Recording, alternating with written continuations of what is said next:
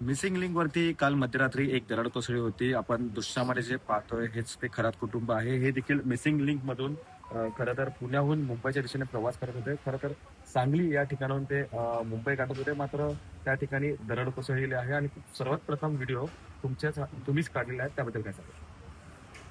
आम्ही सांगलीवरून मुंबईला जात असताना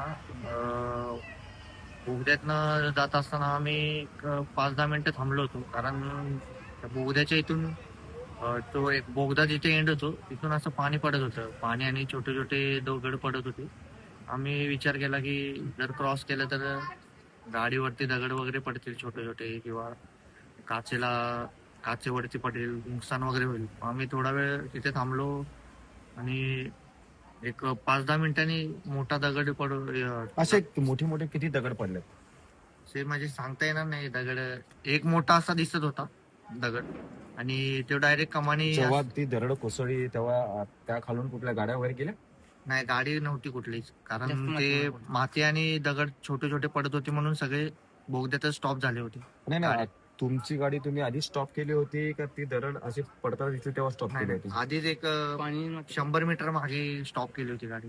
पाणी धबधब्याचं वाहत वाहत होतं होता आणि थोडे थोडे दगड पडत होते वरून. त्यानंतर काही पोलीस प्रशासनाला कॉल करण्याचा प्रयत्न वगैरे केला? कॉल तर प्रयत्न केला नाही. तिथे एक इमर्जन्सी बटन वगैरे आहे, ते प्रेस केलं आणि एक टोचनची गाडी आली होती. आम्हाला वाटलं इमर्जन्सी वगैरे पोलिसाची गाडी वगैरे येईल, पण ती टोचनची गाडी आली होती. एक अनर्थ टळला म्हणला काही हरकत नाही. हो, अनर्थ टळला असं मला वाटतंय. तुमच्या गाडीमध्ये एकूण किती जण होती? आम्ही 7 जण होतो फॅमिली. हे आम्ही भावच आहेत माझे. आम्ही अजून एक 3 जण होते आणि एक छोटं बाळ होतं.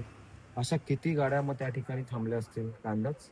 अंदाज तसं सांगता येत नाही. आम्ही बघितलं तर 5-10 गाड्या होत्या आणि ट्रॅव्हल्स वगैरे, 4 व्हीलर वगैरे अशा गाड्या होत्या युटर्न वगैरे करून. मग तुम्ही युटर्न मारून वगैरे मग तुम्हाला किती वेळ लागला की त्या मिसिंग लिंक बसून पुन्हा युटर्न मारून घरी जाण्यास?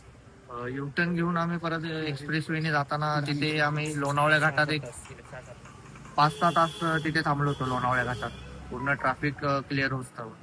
परत तिथून खालापूरच्या टोल नाक्याच्या अलीकडे म्हणजे ते फूड मॉल आहे, तिथे एक तास गेला आमचा ट्रॅफिक क्लिअर व्हायला.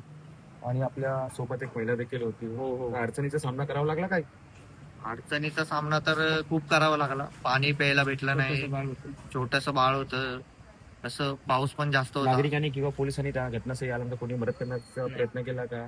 जेवण वगैरे किंवा अन्न वगैरे काही असं पदार्थ, बिस्किटचे पुडे वगैरे? नाही, तसलं काहीच मदत झाली नाही प्रशासनाकडून किंवा कुठल्या नागरिकाकडून. अशी काही मदत झालेली नाही. एक मनामध्ये भीती होती?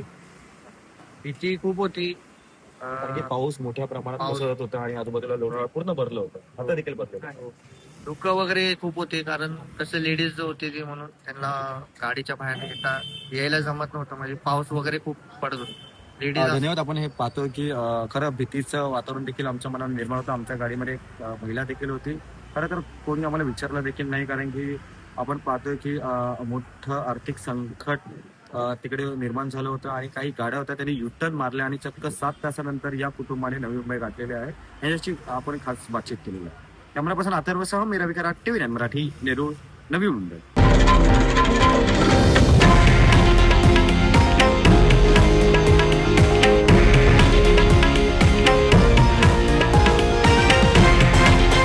हे आहे देशातील नंबर 1 न्यूज नेटवर्क आणि आपण पाहत आहात TV9 मराठी, एकमेव.